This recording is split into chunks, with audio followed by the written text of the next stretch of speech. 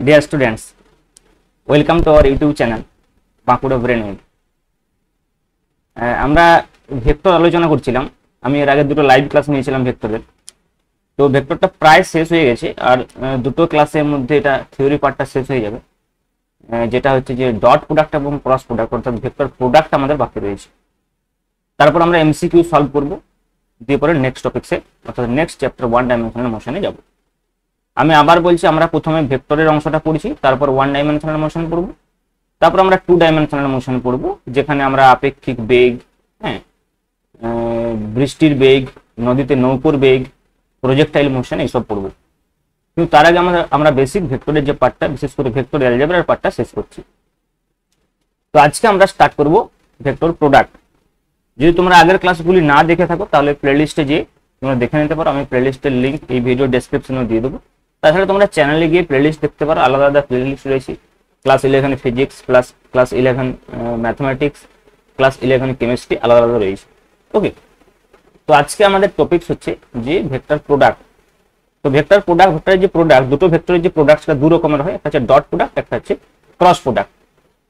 ব্যাপারটা কি, মনে করো আমার কাছে দুটো ভেক্টর আছে, একটা ভেক্টর হচ্ছে এ ভেক্টর আর একটা ভেক্টর হচ্ছে বি ভেক্টর। আমি এই দুটো ভেক্টরের মধ্যে প্রোডাক্ট করছি। যদি দুটো ভেক্টরের প্রোডাক্টের যে ফলাফলটা অর্থাৎ যে আউটকামটা সেটা স্কেলার চলে আসে, তাহলে তাকে আমরা ডট প্রোডাক্ট বলি। তখন আমরা এ ডট বি এইভাবে লিখি, suppose A dot B is equal to C, C একটা স্কেলার।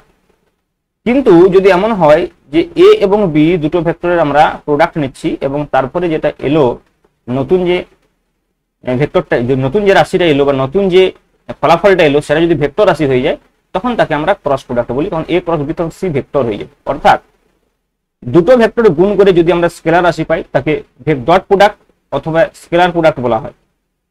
এটাকে অনেক সময় ডট প্রোডাক্ট অথবা আমরা স্কেলার প্রোডাক্টও বলে থাকি, or scalar product.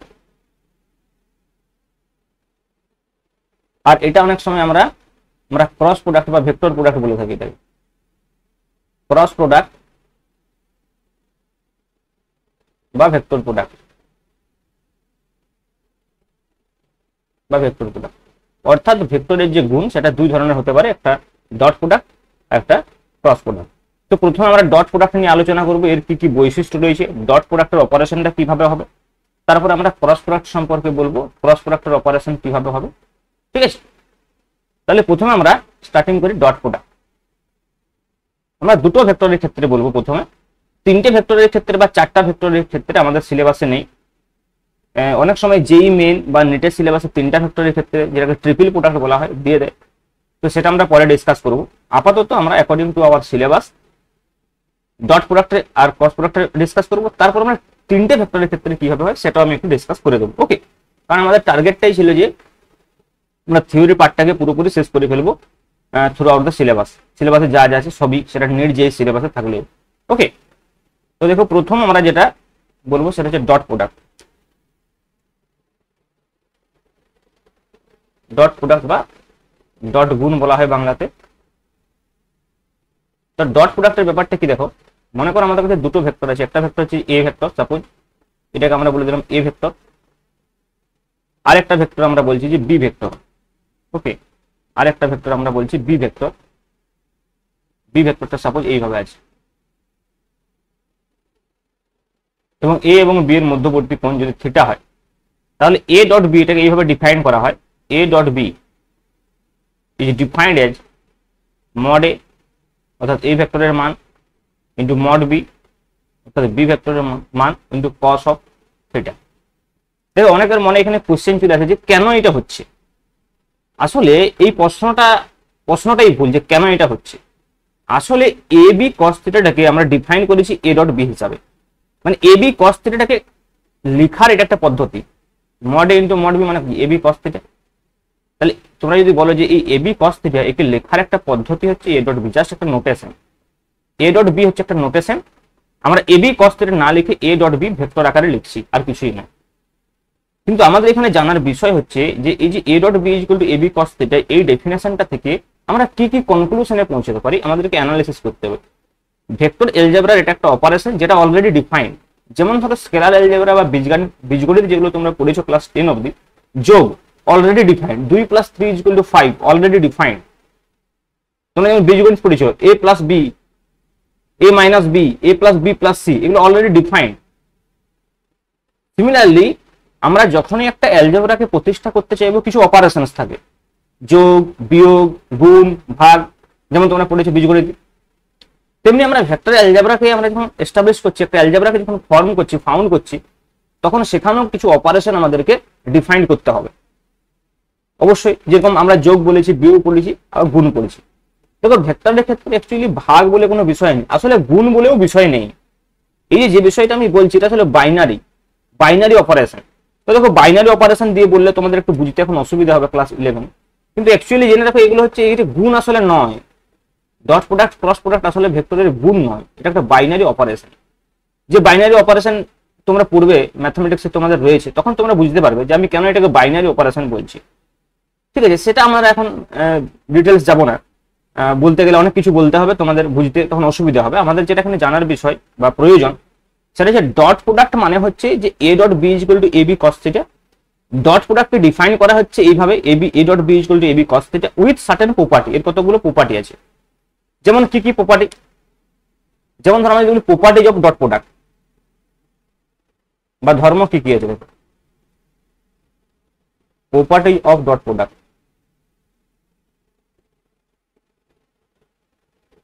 Of dot product যেমন ধর আমরা যদি বলি A dot number 1 A dot B plus C, তাহলে হয়ে যাবে A dot B plus A dot C.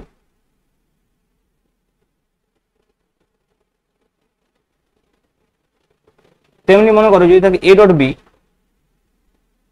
এটা same as B dot A. কেন হচ্ছে তোমরা বুঝতেই পারছো, A dot B equal to B dot A কেন হচ্ছে, দেখো এখান থেকে বুঝতে পারবে। কারণ এ ডট বি সমান যদি এ বি কস থিটা হয় আর বি ডট এ সমান হবে বি এ কস থিটা, এগুলো তো স্কেলার। দেখো এ ডট বি সমান যদি হয় এ বি কস থিটা, তাহলে বি ডট এ সমান যদি আমরা বলি যে বি এ কস থিটা, দুটো সেম। কেন দুটো সেম? কারণ এ বি ইকুয়াল টু বি এ, কারণ এগুলো নাম্বার আসলে। মানে মনে করো এ এর মান যদি 2 হয়, বি এর মান যদি 3 হয়, তাহলে 2 ইন্টু 3 ইন্টু কস থিটা, এখানে তখন হয়ে যাবে 3 ইন্টু 2 ইন্টু কস থিটা, যে দুটো কিন্তু same, A B equal to B A same. ওই জন্য আমরা A dot B equal to B dot A বলতে পারি। আবার দেখো দুটো যদি মনে করো সেম ভেক্টর হয়, অর্থাৎ এ vector dot product with a vector, A vector যদি এ ভেক্টরের সঙ্গে ডট প্রোডাক্ট করে, তাহলে কি হবে দেখো এ এর মান ইন্টু এ এর মান ইন্টু কস অফ দুটো এ এর মধ্যবর্তী কোণ 0 ডিগ্রি, দুটো সেম ভেক্টর, তখন এটা হয়ে যাবে দেখো এ স্কয়ার, সিম্পল এ স্কয়ার হয়ে যাবে। তেমনি মনে করো সাপোজ আমরা যদি বলি নাম্বার 4, মনে করো দুটো ভেক্টর রয়েছে যারা একে অপরের সঙ্গে পারপেন্ডিকুলার, তখন কিন্তু 0 হয়ে যাবে। এই দুটো ভেক্টর কি দেখো এ ডট এ মানে কি প্যারালাল এ ভেক্টর, আরেকটা যদি আমরা সেম এ ভেক্টর বলি কি দিকে হবে সেম ভেক্টর, তো তার মানে এটা প্যারালাল। তাহলে দুটো প্যারালাল ভেক্টর যদি আমরা ডট প্রোডাক্ট করি, সেই ভেক্টরটার ম্যাগনিটিউডের স্কয়ার হয়ে যাচ্ছে। কিন্তু এটা নেসেসারি নয় যে দুটো ভেক্টর যদি মনে করো পরস্পরের সঙ্গে লম্ব হয়, দেখো এটা যদি এ ভেক্টর হয় মনে করো, আর এটা যদি বি ভেক্টর হয়, তখন তাদের মধ্যবর্তী কোণটা কত হয়ে যাবে 90 ডিগ্রি, তাহলে cos 90 কত 0। তার মানে A dot B equal to যদি 0 হয়, এটা কি ইমপ্লাই করছে, এটা ইমপ্লাই করছে দেখো A B cos theta equal to 0। তার মানে কি ইমপ্লাই করছে দেখো এ বি তো 0 নয়, তাহলে cos থিটা ইকুয়াল টু 0, তার মানে অবশ্যই থিটা ইকুয়াল টু 90 ডিগ্রি। তার মানে উল্টো দিক থেকে বলতে পারি যে থিটা ইকুয়াল টু 90 ডিগ্রি হলে ডট প্রোডাক্ট 0, অথবা ডট প্রোডাক্ট 0 হলে থিটা ইকুয়াল টু 90 ডিগ্রি। মানে দুটো ভেক্টর যদি পরস্পরের সঙ্গে লম্ব হয়, তাদের ডট প্রোডাক্ট অবশ্যই 0 হবে, এটা মনে রাখতে হবে। নেক্সট দেখো এগুলো থেকে কিন্তু প্রবলেম আসবে, ঠিক আছে। নেক্সট দেখো আমরা যে ইউনিটি ভেক্টরগুলোকে ডিফাইন করেছিলাম, ইউনিটি ভেক্টর যেগুলোকে আমরা ডিফাইন করেছিলাম, মনে করো 5 নম্বর পয়েন্ট, আমি এটা খুব ইম্পর্টেন্ট। মনে করো সাপোজ এটা আমাদের একটা কোঅর্ডিনেট সিস্টেম, এটা হচ্ছে যে এক্স অ্যাক্সিস, এটা হচ্ছে যে ওয়াই অ্যাক্সিস, এবং এটা হচ্ছে যে জেড অ্যাক্সিস। দেখো তাহলে এক্স বরাবর আমরা ইউনিটি ভেক্টরকে ডিফাইন করেছিলাম আই ক্যাপ, ওয়াই বরাবর আমরা ইউনিটি ভেক্টর বলেছি জে ক্যাপ, এবং জেড বরাবর আমরা ইউনিটি ভেক্টর বলেছি কে ক্যাপ, তাই তো। এখন দেখো এই ইউনিটি ভেক্টরগুলোর মধ্যে যে ডট প্রোডাক্ট, সেই ডট প্রোডাক্টগুলোকে আমাকে জানতে হবে। তাহলে দেখো যদি দুটো একই ভেক্টর হয়, মনে করো I vector dot I vector, তাহলে আই ভেক্টরের মান 1 ইন্টু cos 0, দুটো একই ভেক্টর আছে, তার মানে ইকুয়াল টু 1 হয়ে যাবে। সিমিলারলি মনে করো J dot J equal to 1 হয়ে যাবে। সিমিলারলি মনে করো কে ডট কে ইকুয়াল টু 1 হয়ে যাবে। তাহলে দেখো দুটো একই ভেক্টরের যদি ডট প্রোডাক্ট হয় 1, কিন্তু দুটো আলাদা ভেক্টর যদি হয় মনে করো i ডট j, ভেবে দেখো i ডট j, i এবং j এর মধ্যবর্তী কোণ কত 90 ডিগ্রি, এই কোণটা কত 90 ডিগ্রি। তাহলে i এবং j এর মধ্যবর্তী কোণ যদি 90 ডিগ্রি হয় তাহলে 1 × 1 × cos 90 দেখো ইকুয়াল টু 0। তাহলে i j এর মধ্যে ডট প্রোডাক্ট 0, তেমনি j k দেখো 90 ডিগ্রি, ডট প্রোডাক্ট 0, আবার k i এর মধ্যে ডট প্রোডাক্ট 0 হবে। অর্থাৎ যদি দুটো ডিফারেন্ট ইউনিট ভেক্টর হয়, এই যে কার্টেসিয়ান কোঅর্ডিনেটকে রিপ্রেজেন্টকারী যে ইউনিট ভেক্টরগুলো রয়েছে তাই যদি ডিফারেন্ট টাইপসের হয় তাহলে কিন্তু 0 হয়ে যাবে। তাহলে i ডট j 0 হয়ে যাচ্ছে, তেমনি j ডট k 0 হয়ে যাবে, তেমনি k ডট i ও 0 হয়ে যাবে। আর i ডট j এবং j ডট i তো একই বিষয়, 0 তো হবেই, j ডট i ও 0 হবে, i ডট j ও 0 হবে। তাহলে দেখো এইভাবে আমরা ইউনিট ভেক্টরের যে ডট প্রোডাক্ট সেটাকে ডিফাইন করতে পারি। এবং সবচেয়ে যেটা গুরুত্বপূর্ণ বিষয় সেটা হচ্ছে যে এইটার উপর ভিত্তি করে আমরা যদি ভেক্টরকে স্থানাঙ্কের সাহায্যে প্রকাশ করি এবং তার ডট প্রোডাক্ট করতে চাই করতে পারবো। মনে করো আমাদের কাছে একটা ভেক্টর আছে a ভেক্টর, যেটা আমরা স্থানাঙ্কের সাহায্যে এইভাবে প্রকাশ করি, যদি a1 i cap x component হচ্ছে a1 plus a2 j cap plus a3 k cap, তেমনি b ভেক্টর ইকুয়াল টু মনে করো b1 i cap plus b2 j cap plus b3 k cap. তাহলে এই দুটো ভেক্টরের মধ্যে আমরা ডট প্রোডাক্ট বলি, অর্থাৎ a ডট b। তাহলে দেখো কিভাবে লিখবো, প্রথমে লিখেই করছি a1 i cap plus a2 j cap plus a3 k cap dot b1 i cap plus b2 j cap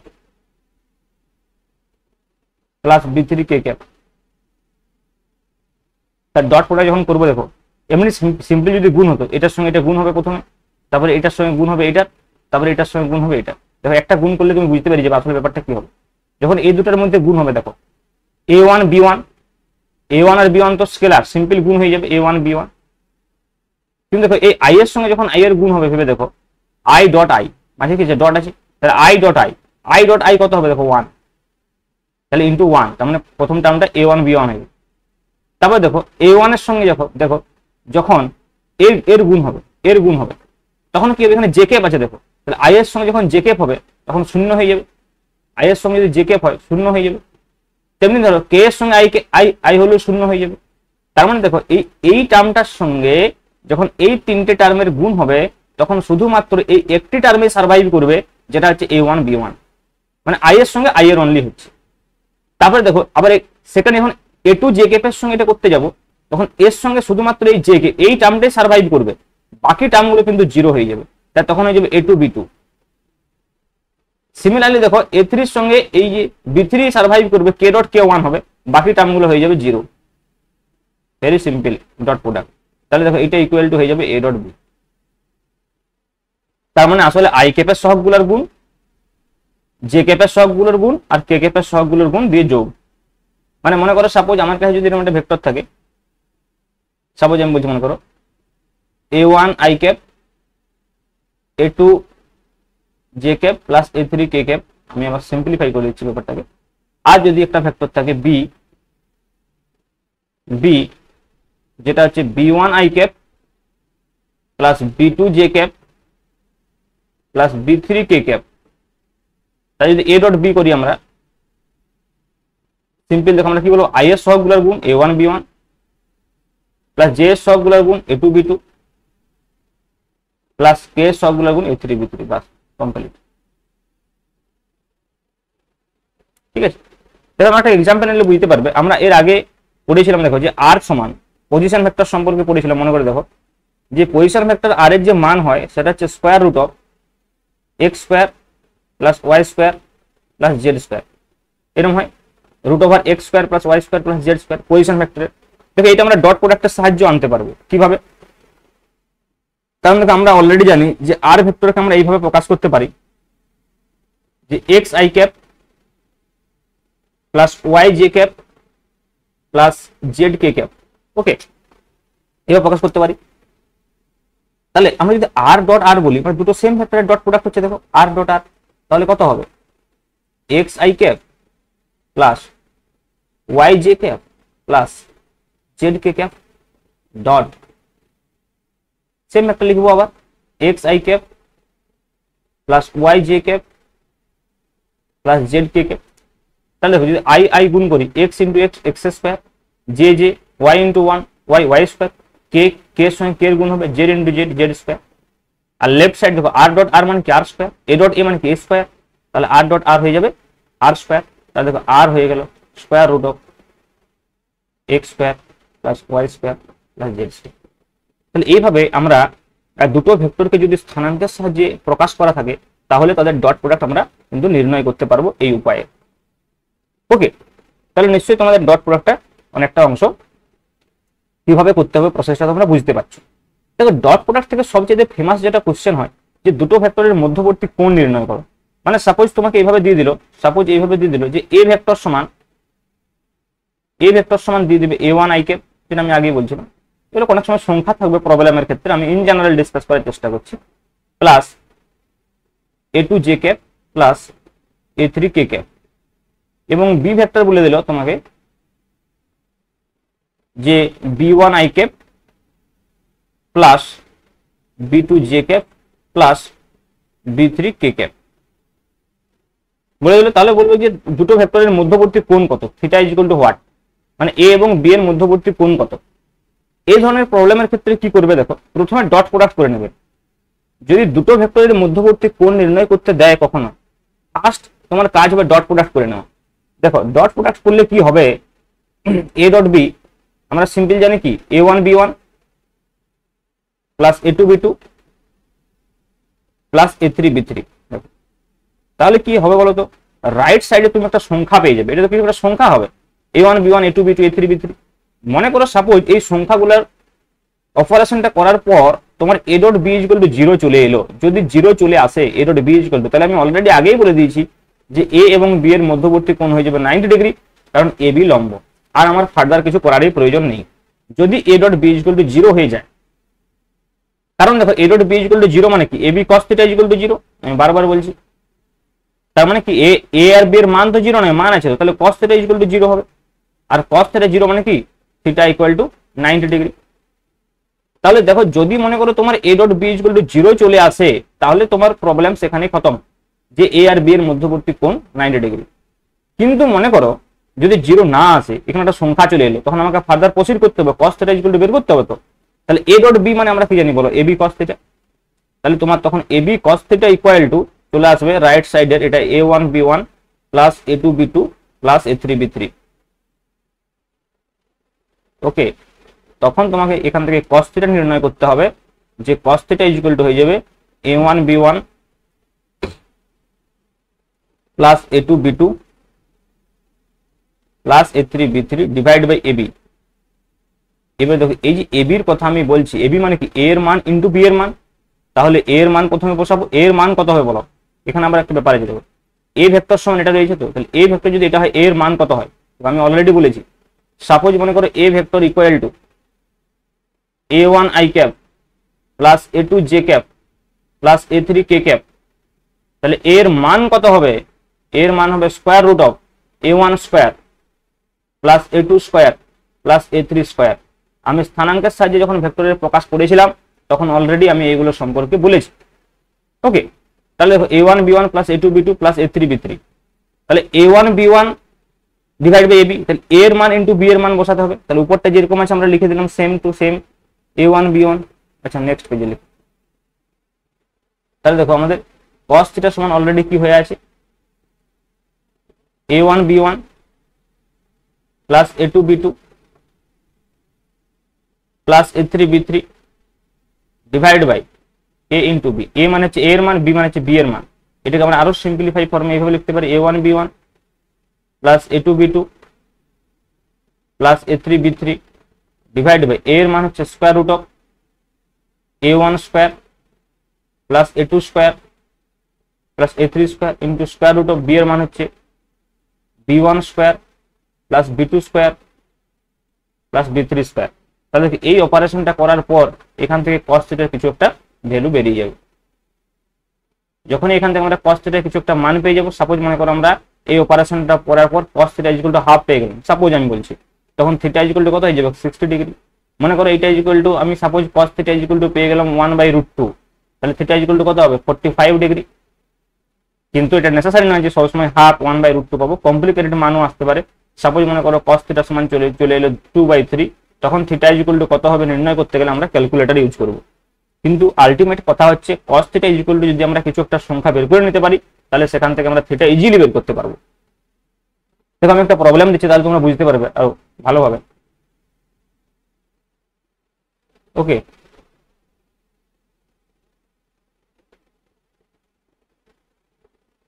মনে করো আমরা বলছি সাপোজ যে এ ভেক্টর সমান, আমি একটা সিম্পল প্রবলেম দিচ্ছি, I cap plus J cap plus দিয়ে দিলাম মনে করো 2k ক্যাপ, আর বি ভেক্টর সমান আমরা বলে দিলাম যে I cap minus K cap.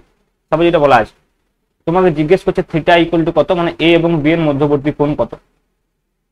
Process কি করবে, প্রথমেই যেটা করবে সেটা হচ্ছে ডট প্রোডাক্ট করবে এ ডট বি। দেখো তাহলে এ ডট বি যদি আমরা করি, আমরা কি পাবো, I cap plus J cap plus 2k cap dot I cap minus K cap. দেখো আই এর সঙ্গে আই এর ডট প্রোডাক্ট হবে 1, জে এর সঙ্গে জে এর হতো, জে তো নেই তাহলে 0। আচ্ছা কে এর সঙ্গে কি হবে 2 × -1 মানে -2। দেখো তাহলে 1 - 2 মানে হয়ে গেল -1। তাহলে এ ডট বি সমান -1, তার মানে কি A B cos theta equal to -1। তাহলে cos থিটা ইকুয়াল টু কত হবে বলো, -1/ab। এখন এ বির মান নির্ণয় করতে গেলে এ এর মান আর বি এর মান চাই। তাহলে এ এর মান কত, রুট ওভার দেখো 1² প্লাস 1² প্লাস 2², 4 5 6 মানে √6। আচ্ছা বি এর মান কত দেখো, রুট ওভার 1² প্লাস -1² মানে √2। তাহলে এ বি হচ্ছে √6 × √2 মানে -1/√6 × √2, তাহলে হলো -1/√12। দেখো তাহলে এটা cos থিটা যদি cos থিটা ইকুয়াল টু যদি -1/√12 হয়, তাহলে আমরা কি জানি থিটার মান কত না। ওই জন্য আমরা কি করবো, থিটা ইকুয়াল টু ক্যালকুলেটরে আমরা দেখে নেবো যে cos ইনভার্স -1/√12 এর ভ্যালু কত।